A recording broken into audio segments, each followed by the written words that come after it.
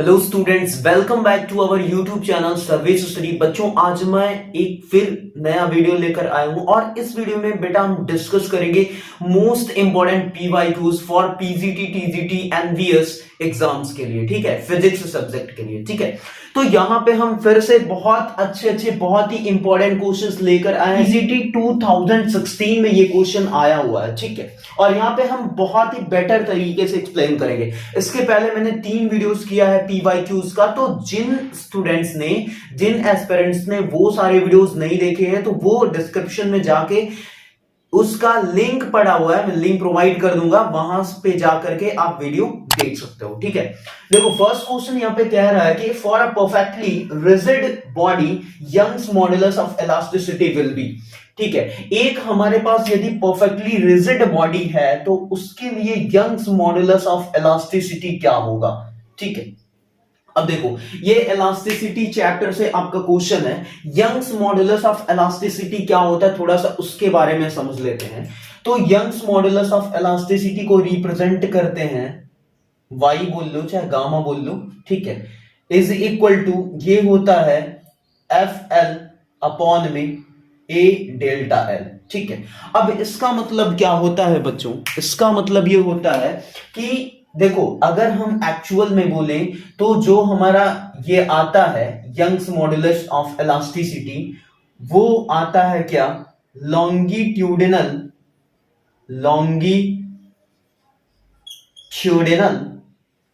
Stress upon में longitudinal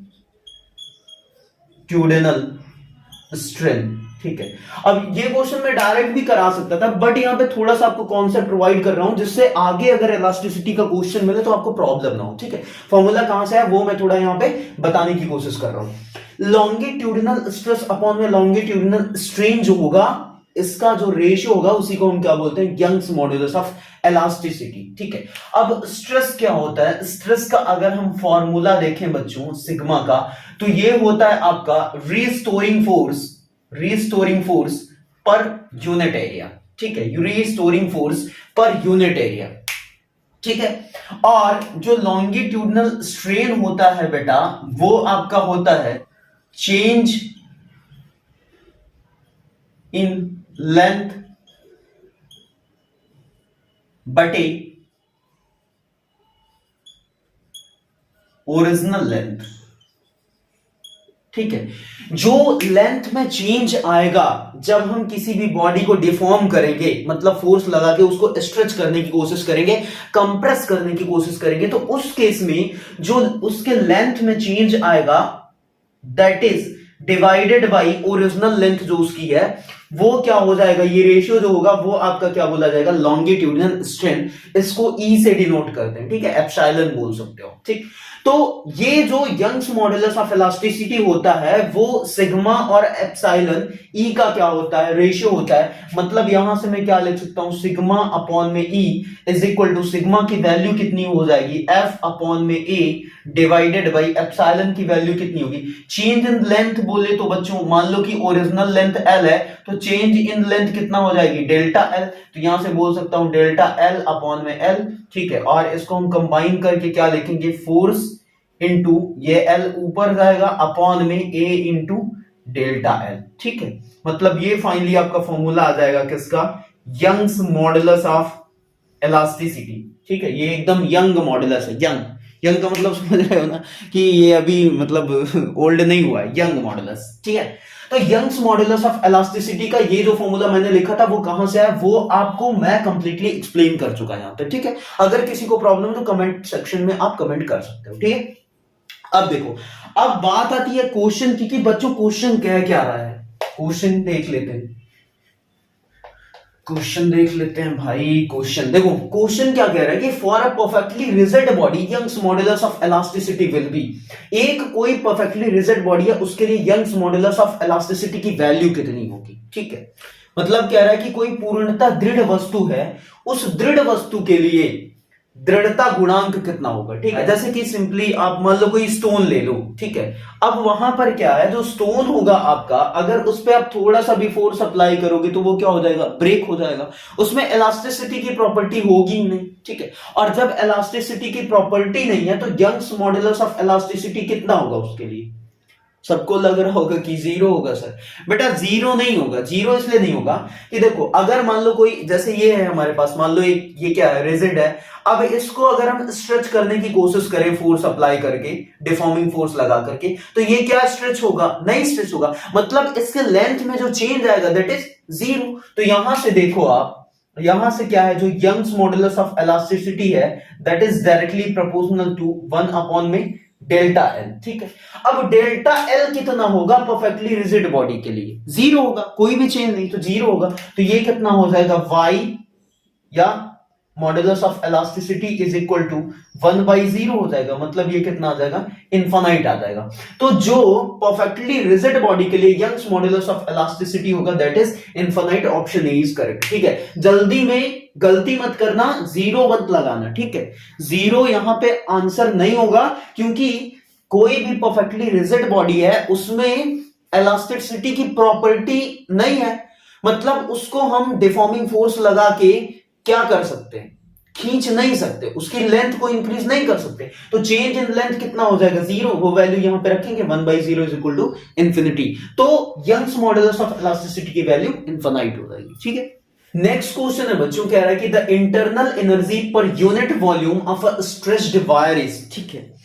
कोई भी स्ट्रेच्ड वायर है उसमें internal energy per unit volume कितनी होगी। मतलब अगर हिंदी में मैं कहूं तो मैं कह सकता हूं कि कोई भी खींचा हुआ तार है उसमें प्रति एकांक आयतन आंतरिक ऊर्जा कितनी होगी, ठीक है। स्ट्रेच्ड वायर के लिए जो एनर्जी का फॉर्मूला होता है बच्चों, वो होता है U is equals to 1/2 stress into strain into volume, ठीक है। ये आपका फॉर्मूला है, इसको आप क्या कर लो, रट्टा मान लो, ठीक है। ये फॉर्मूला है। अब इसी में से कोई ना कोई आंसर ये वाला होगा, ठीक है। आपको देखना पड़ेगा यहां पे कि कौन सा ऑप्शन आपका करेक्ट होगा। इसको हिंदी में भी लिख सकते हो, 1/2 इंटू स्ट्रेस का मतलब कितना हो जाएगा, क्या, सॉरी कितना नहीं, क्या निकल रहा है मुंह से, प्रतिबल इंटू स्ट्रेन को हिंदी में क्या कहते हैं, विकृति, विकृति इंटू आयतन, ठीक है। प्रतिबल इंटू विकृति इंटू आयतन y2, ठीक है। अब देखो यहां पर तो कोई ऑप्शन नहीं दिया है क्योंकि वॉल्यूम किसी में है ही नहीं। बट एक चीज आप यहां पे मिस्टेक करें, क्वेश्चन पढ़ो, the internal energy per unit volume, इसकी वैल्यू क्या कर दी आप बेटा, वॉल्यूम के लिए बोल रहा है क्या, यूनिट है, ठीक है। वॉल्यूम इसका क्या है, एकांक है, यूनिट है, तो वॉल्यूम की वैल्यू 1 कर दो। वॉल्यूम की वैल्यू 1 करोगे तो फॉर्मूला क्या बनेगा, half into stress into strain, half into प्रतिबल इंटू विकृति, आयतन 1 हो गया। तो ऑप्शन कौन सा करेक्ट होगा, stress into strain, option A आपका करेक्ट होगा, ठीक है। हाफ प्रतिबल इंटू विकृति, ठीक है। इसके अलावा और ऑप्शंस हैं, हाफ इंटू बल इंटू विकृति, ये नहीं होगा, प्रतिबल इंटू विकृति ये भी नहीं होगा, बल इंटू विकृति ये भी नहीं होगा, ठीक है। तो यहां पे ऑप्शन फर्स्ट आपका करेक्ट होगा। फॉर्मूला मेनली ये होता है, वॉल्यूम यूनिट कर दिया तो वॉल्यूम यहां पे 1 हो जाएगा, तो फॉर्मूला बन जाएगा half into stress into strain, ठीक है, 1/2 प्रतिबल इंटू विकृति, ठीक है। ये क्वेश्चन आया है आपका पीजीटी 2000 में, यूपीपीसीएस प्री 2003 और 2005 में भी, ठीक है, इंपॉर्टेंट क्वेश्चन है। नेक्स्ट क्वेश्चन है बच्चों, कह रहा है कि if a steel wire has a cross sectional area of 1 centimetre square, how much force is required to triple its length. एक स्टील वायर है हमारे पास बच्चों, और वो स्टील वायर का क्या दे रखा है यहाँ पे, क्रॉस सेक्शनल एरिया, ठीक है। अनुप्रस्थ काट का क्षेत्रफल यहां पर दिया है उस स्टील तार का, और कह रहा है कि कितना बल आवश्यक होगा अगर उसकी लंबाई को ट्रिपल करना है, ठीक है। मतलब कि उसकी जो लेंथ है उसको ट्रिपल करने के लिए, उसकी लेंथ को ट्रिपल करने के लिए कितना फोर्स हमको रिक्वायर होगा, कितना फोर्स चाहिए होगा। और यहां पर यंग्स मॉडुलस ऑफ इलास्टिसिटी दिया है 2 into 10 to the power 11 newton पर मीटर स्क्वायर। ठीक है, ये स्टील के लिए होता है, याद कर लो इसको। ये क्वेश्चन आया पीजीटी 2005 में। ठीक है, बहुत ही सिंपल सा क्वेश्चन है। देखो यहां पे जो फॉर्मूला अभी फर्स्ट क्वेश्चन में मैंने बताया आपको यंग्स मॉडुलस ऑफ इलास्टिसिटी का, कि गामा या Y is equal to F L upon में ए डेल्टा एल। ठीक है, बस यही लगाना है। हमको फोर्स चाहिए तो हम क्या करेंगे, F is equal to Y into A into delta L upon में एल। ठीक है, बस सिंपल, यहां पे सारी वैल्यूज पुटअप करो, आपको आंसर मिल जाएगा। देखो y की वैल्यू कितना दिया है, 2 into 10 to the power 11 for steel. Area दिया है इसका 1 सेंटीमीटर स्क्वायर, मीटर में कन्वर्ट करेंगे 1 into 10 to the power -4 metre square हो जाएगा। ठीक है, अब देखो यहां पे थोड़ा सा लोचा है कि डेल्टा एल क्या होगा। सबके दिमाग में आ रहा होगा कि सर डेल्टा एल बोल ही रहा है कि ट्रिपल ऑफ इट्स लेंथ, तो ट्रिपल ऑफ इट्स लेंथ का मतलब क्या है कि अगर पहले एल है, पहले क्या है, पहले एल बोल रहा है वायर के लेंथ, ठीक है, फॉर्मूले के अकॉर्डिंग, तो बाद में उसका 3L हो जाएगा। यहीं आप गलत कर दोगे, यहीं पे आप गलत कर दोगे। ये चीज ध्यान रखनी है कि व्हाट इज डेल्टा एल, ये क्या है, लंबाई में परिवर्तन है। पहले लंबाई कितनी थी, पहले लंबाई L थी, ठीक है, बाद में लंबाई कितनी हो जाएगी, 3L हो जाएगी। तो परिवर्तन कितना आ रहा है बच्चों, चेंज पूछ रहा है यहां पे हमसे। ठीक है, कितना इंक्रीज हुआ है, कितना चेंज हुआ है, तो चेंज निकालने के लिए क्या करोगे आप, 3L माइनस एल, ये आंसर कितना आएगा, 2L आएगा। तो यहां पे डेल्टा एल के जगह पे क्या रखोगे, 3L माइनस एल। ठीक है, कभी यहां पे 3L मत रखना, आंसर गलत हो जाएगा आपका। ठीक है, पूरा का पूरा सॉल्यूशन गलत कर दोगे। और L कितना, देखो ये कितना हो जाएगा, 2 इंटू 10 टू द पावर, यहां से आ जाएगा 7 into 3L minus L, 2L आ जाएगा, अपॉन में कितना है L, L से L मर जाएगा, ये कितना आ जाएगा 4 इंटू 10 टू द पावर 7, और 4 से ये तो कितना आ जाएगा 4 into 10 to the power 7 newton. मतलब कि आपका कौन सा आंसर करेक्ट होगा, ऑप्शन डी आपका करेक्ट आंसर होगा। ठीक है, ये बात सबको समझ में आ रही है, क्लियर है सबको। हलवा क्वेश्चन है, हलवा लग रहा है कि नहीं लग रहा है, कमेंट में बताओ कि हलवा लग रहा है कि नहीं लग रहा है। हलवा क्वेश्चन है। बस एक चीज आपको ध्यान रखनी है कि चेंज इन लेंथ हम कैसे निकालेंगे। ठीक है, 3L डायरेक्टली नहीं रखना है, हमको चेंज देखना है कि पहले लेंथ क्या थी, बाद में क्या हो गई, जो बाद में होगी माइनस इनिशियल कर दोगे आप। ठीक है, फाइनल माइनस इनिशियल। ठीक है, तो यहां पे चेंज इन लेंथ 2L आएगी, 2L रखेंगे, आंसर आपको मिल जाएगा। ठीक है, नेक्स्ट क्वेश्चन है बच्चों, कह रहा है कि coefficient of volume expansion of an ideal rigid body. ठीक है, आयतन प्रसार गुणांक कितना होगा एक आइडियल रिजिड बॉडी का। ठीक है, एक आदर्श दृढ़ बॉडी का, दृढ़ पिंड का बोल सकते हो आप, दृढ़ पिंड का क्या आयतन प्रसार गुणांक। ठीक है, कोएफिशिएंट ऑफ वॉल्यूम एक्सपेंशन कितना होगा। अब देखो यहां पे एक बात आपको ये समझनी पड़ेगी। देखो इसका आंसर क्या होगा, पहले बता दे रहा हूं, ऑप्शन डी आपका करेक्ट आंसर है, 0। पीजीटी 2002 में ये क्वेश्चन आया हुआ है। ठीक है, इंपॉर्टेंट है आपके लिए। ठीक है, अच्छा सॉल्यूशन आप एंजॉय कर रहे हो कि नहीं, ठीक है, एकदम मतलब दिल खोल के बताना कमेंट में कि सॉल्यूशन आपको कैसे लग रहे हैं, समझ में आ रहे हैं, मतलब एक्सप्लेनेशन आपको अच्छा लग रहा है या फिर समझ में नहीं आ रहा। ठीक है, दिल खोल के आपको कमेंट करना है। ठीक है, और यदि अच्छा लग रहा है तो क्या करना है, दबा के आपको सब्सक्राइब करना है, दबा के लाइक करना है। ठीक है, कमेंट्स करना है। ठीक, नहीं अच्छा लग रहा है तो वो भी आप कर सकते हो, कोई प्रॉब्लम नहीं है, डिसलाइक मार देना फिर। ठीक है, अब देखो जब बॉडी कैसी है, आइडियल रिजिड बॉडी है, ये तो कक्षा 2 का जो बच्चा रहेगा वो भी इसका आंसर दे देगा बेटा, कि अगर आइडियल रिजिड बॉडी है, अब आइडियल रिजिड बॉडी अगर है तो उसका कोएफिशिएंट ऑफ वॉल्यूम एक्सपेंशन क्या होगा, 0। सिंपल सी बात है कि अगर कोई भी दृढ़ पिंड है, दृढ़ बॉडी है, तो उसका कोएफिशिएंट ऑफ वॉल्यूम एक्सपेंशन 0 होना चाहिए, उसमें कोई एक्सपेंशन ही नहीं होगा, उसमें कोई प्रसार ही नहीं होगा, और जब प्रसार ही नहीं होगा तो कोएफिशिएंट ऑफ वॉल्यूम एक्सपेंशन क्या हो जाएगा, 0 हो जाएगा। ठीक है, ये बात समझ पा रहे हो कि नहीं। जैसे कि मान लो आपके पास क्या है, कोई भी चीज ले लो, जैसे कि स्टोन है, स्टोन ले सकते हो, या फिर कोई भी रिजिड बॉडी है।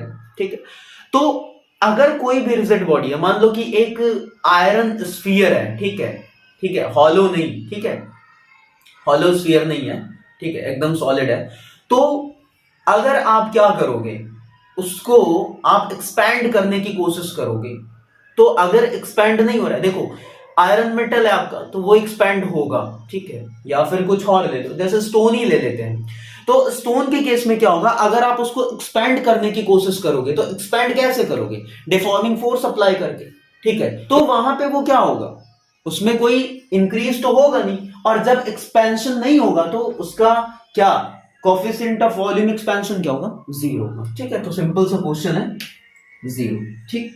नेक्स्ट क्वेश्चन है बच्चों, कह रहा है कि a steel wire of length 1 metre and area of cross section 1 centimetre square, if Young's modulus of steel is 10 to the power 11 newton पर metre square, the force required to elongate the wire by 1 mm is, ठीक है, question हल हुआ है, PCT 2011 में आया है, आप सिंपली इसको कर सकते हो, ठीक है, जल्दी से करके कमेंट में आंसर करो कि कितना आंसर आएगा आपका, ठीक है, सॉल्व करो, फॉर्मूला भी आपको पता है, सब कुछ पता है, कुछ भी ऐसा नहीं है जो यहाँ पे बताने लायक, फॉर्मूला अप्लाई करो, वैल्यूज पुट अप करो, आंसर मिल जाएगा आपको, ठीक है, फोर्स की वैल्यू पूछ रहा है, ऐसे क्वेश्चन तो मैंने कराया अभी पिछले ही क्वेश्चन में, मैंने ये सारी चीजें कराई है, ठीक है, कर लिया आपने, पॉज करके कर लिया, कमेंट करो, कमेंट करो कितना आंसर आ रहा है, कमेंट करो जल्दी जल्दी, जब दिल ना लगेगा दिलदार, इलास्टिसिटी पढ़ लेना, आ गया आंसर, चलो देखो, देखो यंग्स मॉडुलस ऑफ इलास्टिसिटी का फॉर्मूला क्या है, क्या है, FL अपॉन में A डेल्टा L है, यहां से F की वैल्यू पूछ रहा है, तो कितना हो जाएगा Y into A delta L upon में L, ठीक है, अब देखो सारी वैल्यूज पुट अप कर लो, आंसर मिल जाए आपको, कोई प्रॉब्लम नहीं है। यंग्स मॉडुलस की वैल्यू कितनी दी है for steel 10 to the power 11, area of cross section कितना दिया बच्चों 1 सेंटीमीटर स्क्वायर, मीटर में कन्वर्ट करेंगे मतलब 1 into 10 to the power -4 metre square हो जाएगा।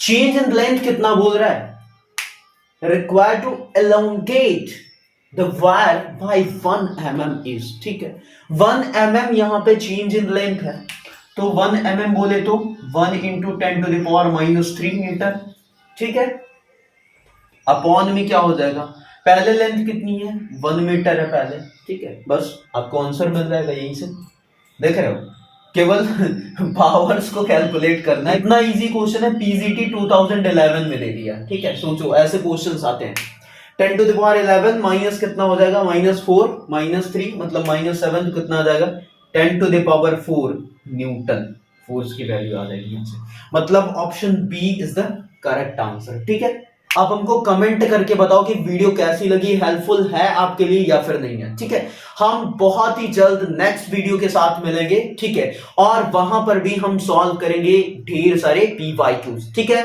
So all the very best, पढ़ाई करते रहो, एंजॉय करते रहो, ठीक है।